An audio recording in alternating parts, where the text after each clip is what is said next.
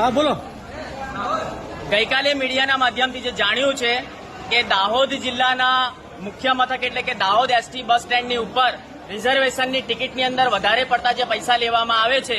એ બાબતને લઈને આજે દાહોદ ડેપો મેનેજરને અમે